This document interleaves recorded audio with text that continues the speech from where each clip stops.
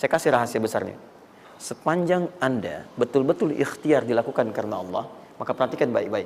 Kadang-kadang Allah seakan menunda apa yang menjadi hak Anda, bukan ingin menunda dan membiarkan Anda tidak mendapatkan sesuatu, tapi ingin memberikan semua nikmat secara sempurna. Karena di atas itu ada nikmat pahala, ada nikmat doa, ada nikmat istighfar,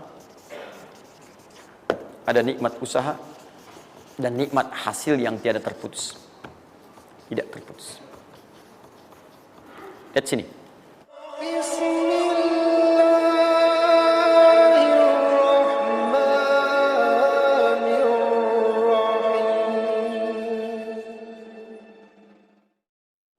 Ketika Anda berusaha, teman-teman, maka mulailah dengan berpositive thinking kepada Allah. Tapi ingat, usaha Anda tidak akan selamanya ada di atas. Mungkin suatu saat akan turun, kan? Mungkin Anda ada di puncak. Mungkin suatu saat Anda turun. Mungkin kadang ada di puncak, kadang stabil aja. Tapi kalau Anda melihat peluang, cepat kejar selama peluang itu baik. Itulah yang dimaksud dengan kompetisi yang sehat. Anda dapatkan kejar. Ada tender, ikut tender dengan cara yang baik, cara yang normal. Ikut. Kalaupun bukan rezeki Anda, nggak ada masalah.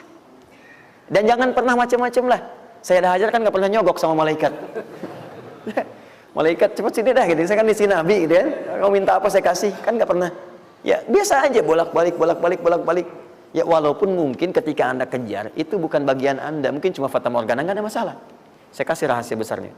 Sepanjang Anda betul-betul ikhtiar dilakukan karena Allah, maka perhatikan baik-baik. Kadang-kadang Allah seakan menunda apa yang menjadi hak Anda, bukan ingin menunda dan membiarkan Anda tidak mendapatkan sesuatu, tapi ingin memberikan semua nikmat secara sempurna. Karena di atas itu ada nikmat pahala, ada nikmat doa, ada nikmat istighfar, ada nikmat usaha, dan nikmat hasil yang tiada terputus. Tidak terputus. Lihat sini. Kalau antum sehari berusaha, nggak dapat apa-apa. Memang, mohon maaf, hasilnya belum dapat diraih. Belum dilihat tuh. Tapi bukankah pada saat itu, doa antum akan bertambah? Bukankah malamnya salatnya nambah? Tahajud? Bukankah di situ kadang-kadang kita istighfar? Ya Allah. Teman-teman, bukankah istighfar menggugurkan dosa?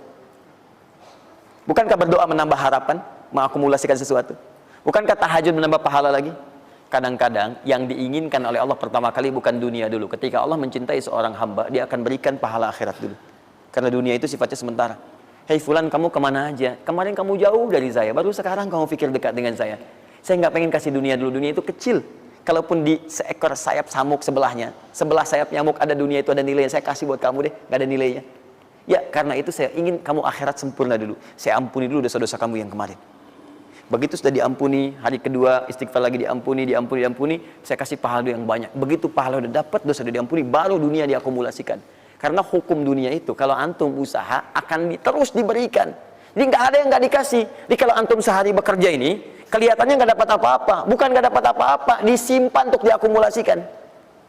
Nanti dosa antum tuh udah hilang, amalan udah banyak, antum dapat banyak. Kadang-kadang nggak sadar kalau saat dapat banyak itu sebetulnya itu hasil usaha antum sebelumnya. Itu teorinya begitu. Ya, jadi nggak ada yang nggak dapat apa-apa, semua akan dinilai. Sepanjang antum bergerak dikasih, dan antum buktinya hidup juga. Sampai ke hari itu kan masih hidup, bisa makan juga di hari itu, bisa beraktivitas juga, sehat juga dan sebagainya. Belum dapat apa. Makanya kata Nabi, yang hari itu ada makanan, dia orang kaya sebetulnya. Kalau besok masih ada lagi, kaya banget. Antum sampai sebulan masih ada cadangan. Ini kenapa kita mesti berkeluh kesah? Dan belum tentu hidup juga sampai besok. Yang tuh mau ngumpulin apa? Nah, maka prinsip yang terbaik adalah ketika antum berikhtiar, ikhtiar usaha yang maksimal. Tapi jangan khawatir kalau antum kerja sehari nggak dapat, 2 hari belum ada usaha. Jangan khawatir teman-teman sekalian. Rumusnya mengatakan semua ketika badan bergerak, maka rezeki dituliskan untuk keluar. Tapi kadang-kadang ada yang Allah inginkan lebih besar dari apa yang Anda harapkan. Apa yang Allah harapkan, ikutkan ke situ, maka Anda akan mendapatkan akumulasi bagiannya. Itu yang dilakukan oleh Sayyidah Hajar. Begitu beliau kemudian naik ke Marwah, nggak dapat. Naik ke Safa, nggak dapat. Apa pernah tertuliskan dalam riwayat sedikit aja Sayyidah Hajar mengeluh? Tunjukkan kepada saya kitab mana yang pernah menunjukkan riwayat ketika bolak-balik itu, kemudian Sayyidah Hajar berkata, ya Allah, saya kan istri Nabi, saya kesini memenuhi perintahmu ya Allah, ini udah capek, kenapa belum turun juga? Pernah nggak? Kedua, ketiga, keempat, kelima, sampai ke yang ketujuh. Begitu sampai di Marwah, baru kemudian diakumulasikanlah itu. Apa yang terjadi? Ibunya yang usaha bolak-balik. Airnya keluar dari mana? Anaknya, kakinya kemudian menghentak lagi. Tiba-tiba keluar air dari situ.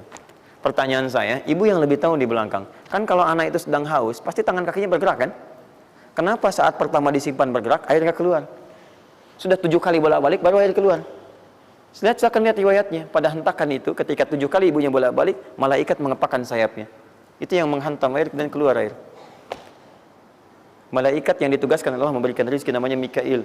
Itu ada di Quran surah kedua ayat ke-98. Ya, man kana aduwwan lillahi wa malaikati wa rusuli wa jibril wa mikail. Mikail. Di antara tugas Mikail oleh Allah ditugaskan untuk memberikan rezeki. Yang paling menarik, perhatikan baik-baik. Begitu airnya keluar, ibunya sedang di Marwah, sedang berdoa nih. Makanya kalau sa'i di sofa ngadep ke kiblat berdoa dulu, ke Marwah ngadep ke kiblat berdoa dulu. Begitu sedang berdoa nyampe ke Marwah yang ketujuh, anaknya lebih kencang menangisnya. Ibunya mendengar suara nggak biasa, dikejar ke sini. Begitu kejar ada air. Apa kata ibunya? Lihat kalimatnya. Zam, zam, zam, zam. Ibunya tidak mengatakan ijma, tapi zam, zam, zam, zam. Zam itu artinya kumpul jangan berhenti, kumpul jangan berhenti, kumpul jangan berhenti. Sampai sekarang air itu tidak pernah berhenti. Perhatikan bagaimana akumulasi pekerjaan seorang ibu yang sangat serius menghasilkan rezeki bukan hanya untuk dirinya, untuk anaknya, cucunya, cicitnya, dan berganti generasi sampai kita sekarang.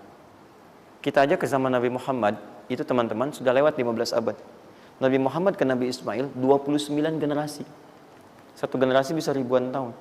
Nabi Muhammad ke Nabi Musa aja 2000 tahun, ke Nabi Isa 600 tahun. Sekarang ke Nabi Ismail 29 generasi. Muhammad bin Abdullah bin Abdul Muttalib bin Hashim bin Abdul Manaf bin Qusay bin Murrah bin Kilab bin Ka'ab bin Ghalib bin Fihir bin Malik bin Nadar bin Kinana bin Khuzaimah bin Mudrikah bin Ilyas alaihissalam bin Nizar bin Mudar bin Ma'ad bin Addan bin Adi bin Adri ya bin Muqawwam bin Nahur bin Tari bin Ya'rub bin Yasib bin Nabit bin Ismail alaihissalam. 29 generasi. Yang bisa mengulang 29 ini saya bebaskan paspornya untuk menghafal Quran di pekan depan. Silakan. Boleh, silakan. Tapi kalau salah satu tambah satu ayat. Jelas? Terakumulasi, maka boleh jadi kita berusaha bekerja, sehari belum dapat, 2 hari dagang belum dapat, tenang. Begitu antum 3 hari, tiba-tiba dagangan diborong habis. Itu sebetulnya usaha antum yang sebelumnya. Tapi antum dapat bonus ampunan dosa, pahala, macam-macam. Maka jangan mengeluh. Dan jangan pernah antum sekali-kali, awas ya, awas, mengeluarkan kata-kata yang seakan-akan Allah menghentikan rezeki antum. Maka disitulah kesulitan paling sulit akan antum awali. Ya Allah, apa engkau nggak sayang dengan saya? Saya perlu usaha apa lagi? Kenapa belum diberikan juga? Dan sebagainya. Itu kadang-kadang membuat seseorang kalau sudah kehilangan arah seperti itu sampai meninggalkan agamanya. Itu yang paling fatal. Paham ya?